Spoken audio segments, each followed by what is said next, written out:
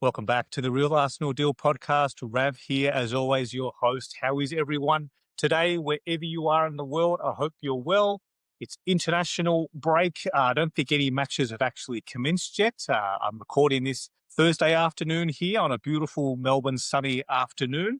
So there's not a great deal to talk about. So I thought I'd do things a little bit differently today. I've got some listener questions that I'll get to towards the end of this recording. So thank you to all who contributed because it helps me. It gives me stuff to talk about, of course. And it's not just me literally just talking to myself in the screen. Solo podcasting it's not easy sometimes. So getting some live feedback is difficult when it's just by yourself. It's quite often only after the fact that I hear how did things go, did I make sense, or any questions and comments and so on. So thank you to all who contributed. It gives me some good talking points towards the end. In terms of actual Arsenal related news or content, it's a bit thin on the ground at the moment. I do feel for look. There are much bigger Arsenal content creators than little old me. Of course, I do feel for them a bit when many of them do record daily and they put out a show consistently every day, 7 days a week. And in times like this, there's not overly that much to really talk about. So I do feel for them. And I quite often hear them, hear the likes of Charles Watts, Tom Canton. They quite often say that they don't really have much to talk about. So they'll just, just hone in on any particular topic or quote or story, and they'll be able to pad that out to fill out some content. So I totally relate. I relate to that on a whole new level, by the way. So anyway, all that aside, so a few bits and pieces that I thought I should at least make a mention of here on, as I said, recording this Thursday afternoon. So no actual matches to refer to yet, and no Arsenal players featuring just yet at the time of recording. But Saka has been speaking. I thought, look, the full interview is really worth delving into. I really enjoy it when Bukayo speaks. I think there's such an evolution of him as a leader.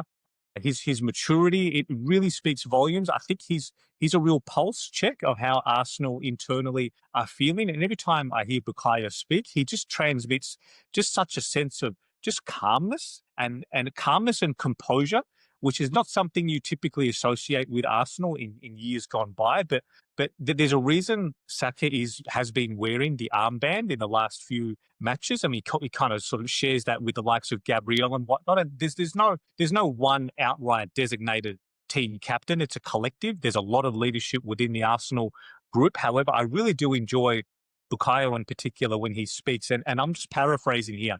But the quote that really got me, that was spot on, that he said was that the question was posed, Arsenal feeling the pressure or the expectation this year, being on top of the table and all that sort of stuff. Like, how is Arsenal coping? And paraphrasing again, he said along the lines of that people's opinions on Arsenal change just like the weather. And it's so true. It got me thinking, actually. I specifically remember that week heading into Crystal Palace were about to play Liverpool, and we were playing the day after. And at that point of the season, very early on, of course, Liverpool had won their first 5 matches. They were on 15 points. We, of course, had that defeat to them right before the first international break, which leaves a bit of a sour taste in the mouth when you have to dwell on it for a couple of weeks. And there was that real genuine prospect that they could be 8 points clear before we went to Newcastle. We were playing Newcastle on that Sunday, and how quickly has it turned? Like, how much has changed since then? Now, literally look where the two teams are since then. I wish I had this exact figure, but I think we're 8 points ahead of Liverpool at this point in time. I think they're sitting in 8th on the table. They've lost 5 matches since then. I think they've just won the 1 match in the Premier League. Just how much changes. And this is the thing now, but there's so much more to go. It's only November. There's going to be twists and turns every week. We have just experienced one ourselves, having conceded in the 94th minute against Sunderland and dropping a couple of points there late. So you just got to keep your head, keep calm, keep your composure.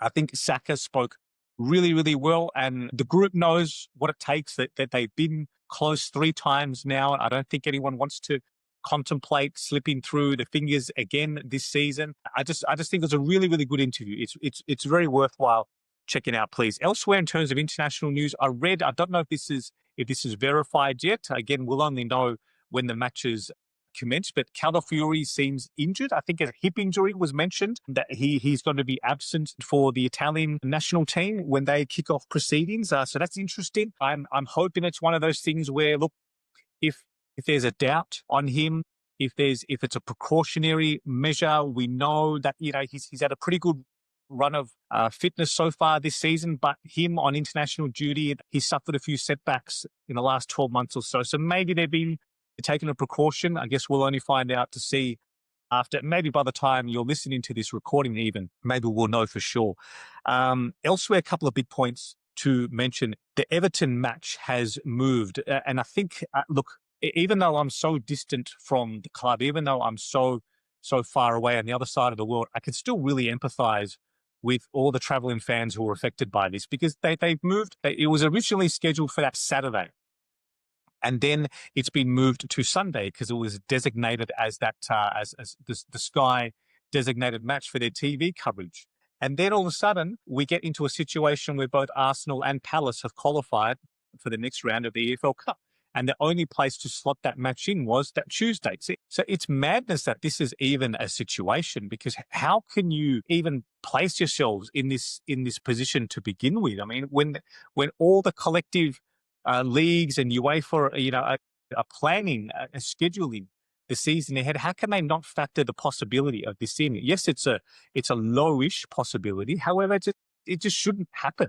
And Palace now are left with a 2-day break in between their Conference League match on the Thursday to then their Premier League match on the Saturday. Arsenal are playing Everton away on that Saturday too, giving both clubs a 3-day rest before the EFL Cup. So in doing so, I imagine it's a signal of Palace's intent as well, that I think they're going to go hard. They're going all guns blazing for any trophy they can win, of course, as a club, as any club should do, especially in of their stature. They're going to go hard at the EFL Cup. I think they're going to. I think they could just heavily rotate, or just even play a youth team on that Conference League match. I'm not sure where they are respectively in their standings, but if they could chuck that game, I don't think in the grand scheme of things it really matters all too much for them. So in doing this, Arsenal are also now faced with the prospect of I was about to say Goodison Park there for a moment, but the new Everton Stadium, Saturday night, 8 p.m. kickoff. It's going to be a raucous atmosphere. Everton away has been a real bogey team for Arsenal for quite some time as well. We've had a number of losses there in the last few years under Arteta. So many times at Goodison Park, they're baying for blood as well. Everyone wants to knock down Arsenal as much as they can, right? And the crowd will be right up for it. So that's a tricky fixture. Look, actually, having said that, there's no easy fixture, is there? Like there's no easy match really in the Premier League. Everything, every point, every win has to be earned. So in shifting it from a daytime Sunday match to a Saturday night, I mean, it makes the task, or it just adds that extra spice to it, which I'm sure the club have factored into their decision. So that was pretty much it. Aside from the fact that actually also one point. I hope I'm pronouncing this name correctly, but Maurizio Micheli from Napoli seems to be closing in as one of Berta's next signings as a head scout under his team. So it makes a lot of sense. The Italian connection, of course, from what I read, and I don't pretend to be an expert whatsoever, from what I've read, he has been credited with a number of key smart signings under his tenure with Napoli, including the likes of Kvaratskhelia, who I think is a brilliant footballer. Saw him up nice and close in that PSG tie after he was one of the best performers across both legs. He's a hell of a player. So yeah, look, it's just one of those things where it's a bit of a gap when you look at how well Arsenal's recruitment has been in the last few seasons, and it absolutely has. One gap that you can really point to, ever since the time of, say, Saliba being signed at such a young age, Martinelli plucked by Edu from the lower leagues in Brazil for a relative bargain, you could really ask questions like, have Arsenal really explored that side of the market well? Have we been able to bring in young emerging players from lesser known leagues? Have we really been able to scout properly, use our networks, use our relationships? And even if they don't necessarily make it into Arsenal's first team, like that's okay, because there's also the other aspect, is the financial aspect, that you see so many clubs are so good at offsetting their major spending for their first team by buying players young, developing them through the loan system, and so on, and then selling for profits and reinvesting. That's somewhere where Arsenal have probably struggled with for a few seasons for a host of reasons, of course. It hasn't been through a lack of trying. I mean, as I'm talking now, I can remember there was that summer we signed Marquinhos. It didn't quite work out, but I think the club recouped its money and maybe a small little profit with his sale recently. Certainly tried with the likes of Tavares, Lokonga, and there's a risky element to it as well, right? Because it doesn't automatically mean the players are going to hit the heights that you think they're going to hit, and they're going to really return that hefty fee down the track. So it's sometimes you try and it doesn't work out, and it is what it is. So Arsenal have tried, but it's been some years, I think, since we've seen that type of investment. So, look, it remains to be seen if this gets finalised and what he brings. But otherwise, I think it's just great to see. It's great to see Berta's team expanding. It's a signal of intent from the club as well, and to support him. And hopefully that means that he's in it here as well for the medium to long term. He's trying to build a network here. He's trying to build his legacy at Arsenal. So in that respect, it's all good. So aside from that was probably the main Arsenal talking points. So on to part 2 of this recording is some listener questions. I think it's a good time to take stock and just have a general chat of the Arsenal landscape, because it's international break. And if I didn't have this segment, then this would be a very, very short recording as well. So thank you to all who contributed. I put the call out just yesterday, so some of you may not have even seen it as yet, but to those who did, thank you so much, because you've given me some great content here, some great questions to talk to. So if you recall, last time I did this, I used the Simpsons joke, the switchboards have lit up, 2 callers, that's our best ever. So because I got 2 questions, 2 contributors that time, but this time I'm glad to say I've got 3. So the first one I'll start with, he didn't want his name read out on the recording, which is fine. So thank you so much, mate, for your question. He has just simply said, how good is Xhaka? If only we got 2 more years from him, what do you reckon? And I think that's in reference to, if you've listened to my recent recordings, you've probably heard me, I guess, laud the impact of Granit Xhaka, his impact on Sunderland, and just how good he was as well in that match against Sunderland. It was ridiculous, especially in the last few minutes. He was the one who dispossessed Saka. Saka's got through into the box. I thought he was about to get a shot away. It was Xhaka tracking him back. He probably would have seen that move from Saka thousands of times in training over the years. And not only has he timed his tackle well and dispossessed him, but then just seconds later, he's all the way down at the other end of the pitch. I mean, the engine on this guy is unbelievable. I genuinely do wonder just what if Xhaka had stayed another year or 2 at Arsenal. Yes, I think we would have lifted some major trophies. Could he or his leadership, his composure at times, could he have been the difference when we were pipped to the post by a couple of points against Man City? I'd like to. There's no way, of course, to verify this, but I'd like to say yes. I think he's that good. I think he's that influential. I think he reads the game so well. He's like an on-field coach, which Arsenal have in many shapes and forms anyway. However, just having Xhaka's leadership and composure in there at key moments, it could have been all pivotal. Put it this way. If you remember that Bayern Munich tie two seasons ago, there was a 15-minute patch across the 2 legs across 180 minutes. I reckon Arsenal lost that match in a 15 to 20-minute patch in the first leg. We were up. We had Bayern on toast. We were completely dominating. Then just combination of things, we started to lose a bit of rhythm, lose a bit of tempo, a few jittery moments. I mean, unfortunately, Kiwior got skinned by Sane, and they were in. And then there was that moment of hesitation between Raya coming out, Gabriel. Again, they were in. I don't think that would happen with Granit Xhaka on the pitch. Again, I've got no way of verifying this or demonstrating this. It's just my read on it. Just my instincts telling me for how long I've been watching football. Arsenal were nervous. Arsenal were jittery in that period of time. Bayern sensed it. They sensed it was their time to pounce. And boy, did they. And they got 2 all crucial goals, which completely changes the dynamic of the tie, the first leg. And ultimately, that's how we exited. It was off the back of that 15 minutes. I think with Xhaka there, with his ability just to maintain possession, maintain composure, and his energy would have fed through the entire team. I think he would have calmed everyone down, kept their focus on the job, and I just don't think we conceded those goals in that manner.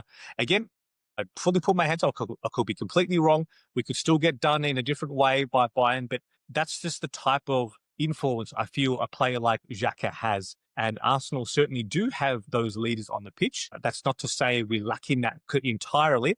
I just think wherever this guy goes, that you see the effect he has on the people around him. And he just elevates those. He elevates anyone around him. That's what I'm trying to say. So thank you for that question. All right. So there's a few more to power through. Max says hello on Blue Sky. Thank you always, mate. Always positive and contributing, supportive. Thank you so much. So there's two components to this. He said, is if Arsenal won the league, would you come to London for the open top bus parade? And secondly, are there any Arsenal players you appreciate more after they left the club? For me, is Cazorla. I loved him while he played, but appreciate just how fantastic he was now.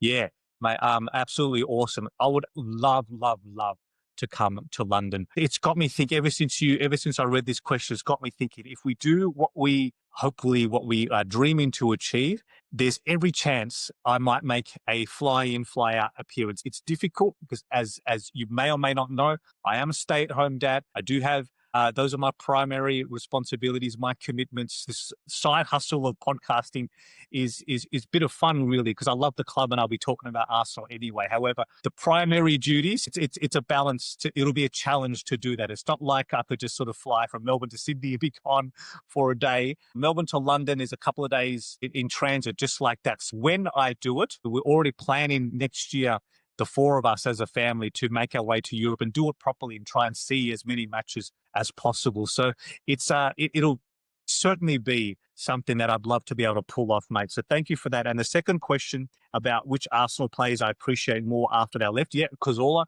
amazing. Just as a human being as well, he's still going at his age and looking as good as ever.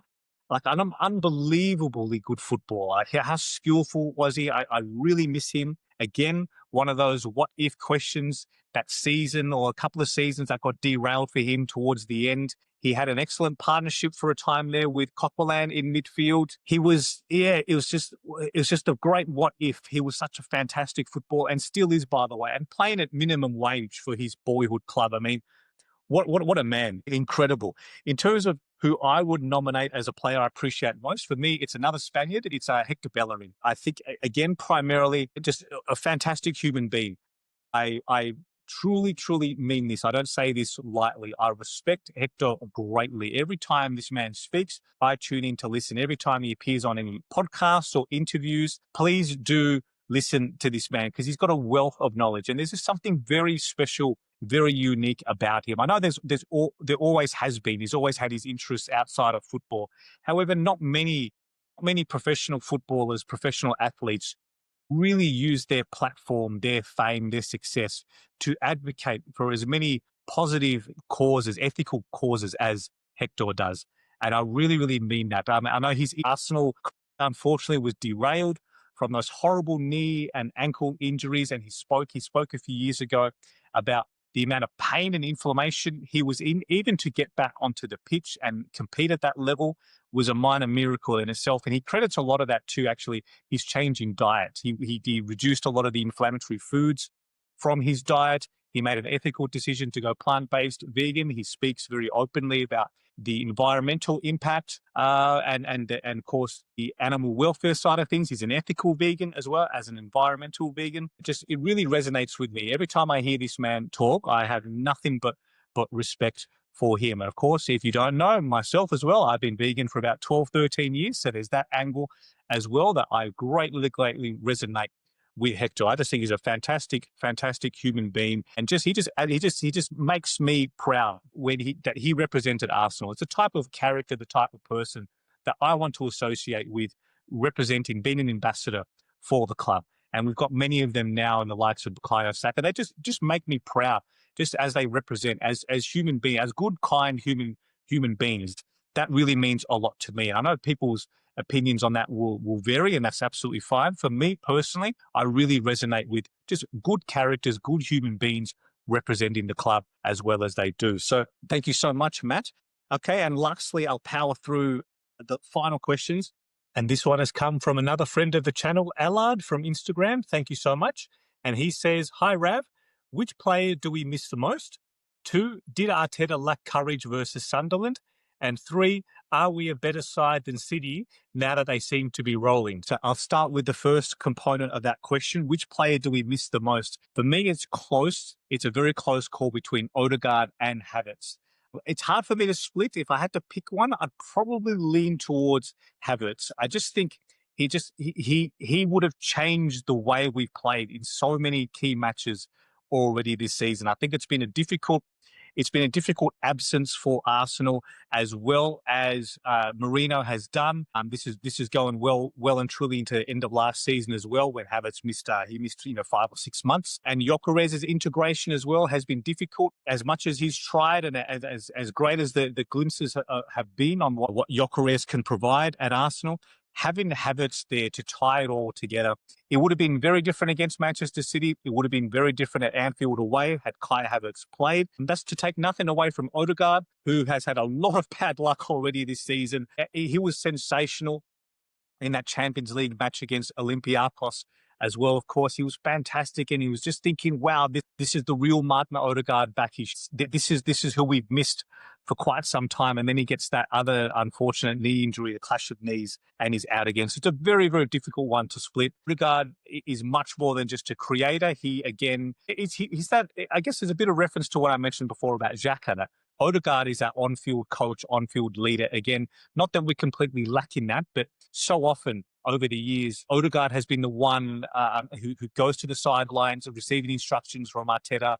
He's back out there and conducting things, leads the press. So Odegaard is absolutely critical as well. So we're probably missing both their absences, to be honest. And if reports are to be believed, hopefully they're back in the squad after the international break. I mean, it's coming soon. Actually, it's just a week and a half away now. That huge week commencing. North London derby, and then Bayern midweek, and then Chelsea the weekend after. So we're going to need all hands on deck. I certainly hope that they're back in the framework for that. That'll be great for the club. Did Arteta lack courage versus Sunderland?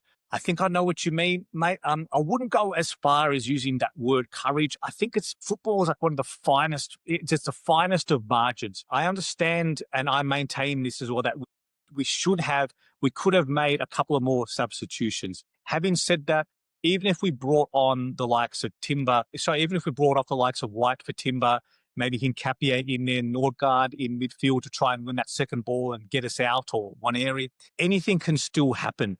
I don't think as much as we can point to just adding Mosquera on in there and changing the way we set up, and we were very defensive towards the end, we still should have dealt with that ball. I mean, this is the thing. This is the main point I'm getting to. Whether we've made one substitution or all 5, I just think it was just a lapse. It was a dual lapse. I think Gabriel has gone down too easily in that challenge against Brobbey, and then Raya.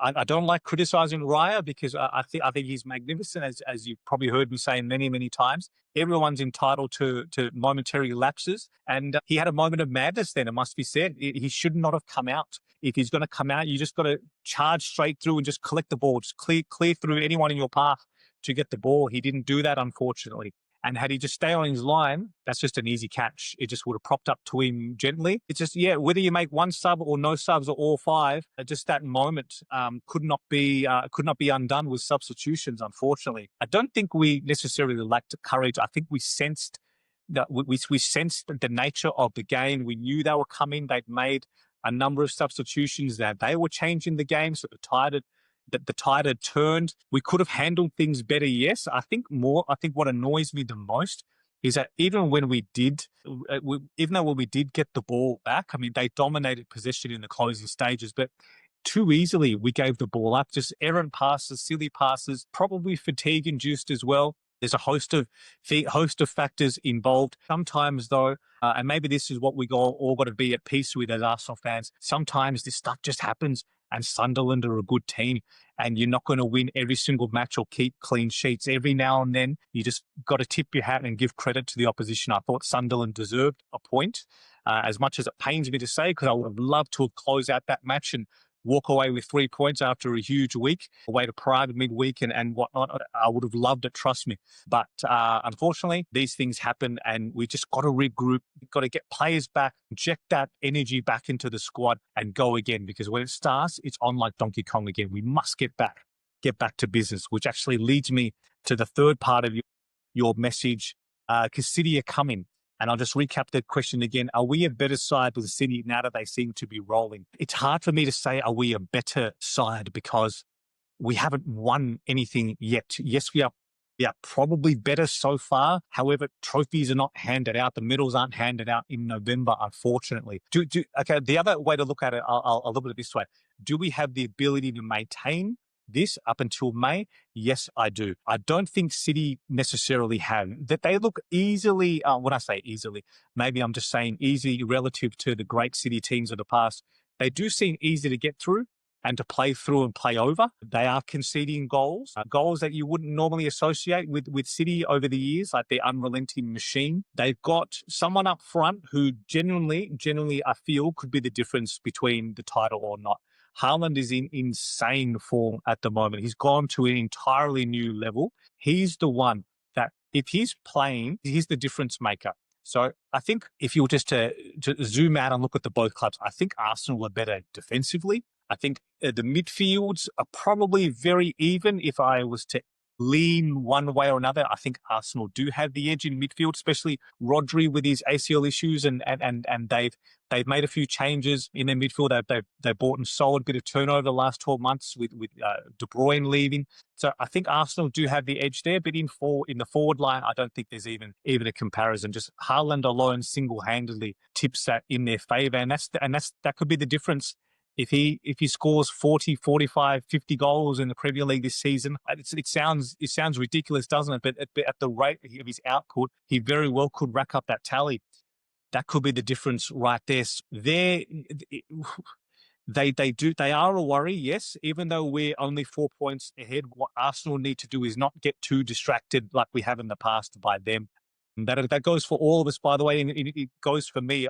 I used to, in seasons gone past, as much as I was looking at our fixture list, I was looking at theirs first. I said, who are they playing? Could they drop points there? Or, you got to keep your head. I'm actually saying this more so to myself now than anyone else. We got to keep our head, keep our composure, keep getting the job done, keep getting business done. Arsenal can just take that entire topic off the table just by us continue to maximize points, win matches, and just completely take this off the table. Doesn't matter what they do, because at the moment, we are in the driver's seat. One bad week or 1 or 2 bad weeks can completely change that. A 4-point lead can just be obliterated in the space of a week. If we lose or draw, that's the difference. And what Arsenal must do is not repeat mistakes where we've done that in the past. Keep our head, keep our composure. There's a lot of twists and turns to go. So we just got to hang in there. And if you ever need if you down yourself, like I do sometimes when I start to get distracted, I recommend tune back in to what's coming out from the club. Listen to the way Arteta talks. Listen to the way Bukayo Saka talks, who I mentioned earlier in his interview at the start of this podcast. Listen to them. Get that warm, calm feeling from them, right, that they transmit. And just know that, we're in this. We understand the task ahead, and we got this. Hopefully. So on that note, I will bring this one to a close. Thank you so much for listening wherever you are in the world. I appreciate it. Please send me your thoughts, comments, feedback. I'm happy to answer any questions or anything you've got on my next recording in a few days' time. But I really do appreciate you being here as always. Please consider liking and subscribing if you're watching on YouTube or on your audio platform. Please review me on Spotify or Apple Podcasts and follow the show. And just a general thank you for being here. This helps me as well. I do enjoy this. I enjoy interacting with all of you. So please do reach out with any thoughts or comments. So until then, we'll talk again soon. All right. Look after yourselves. Check in with your loved ones, and come on, Arsenal.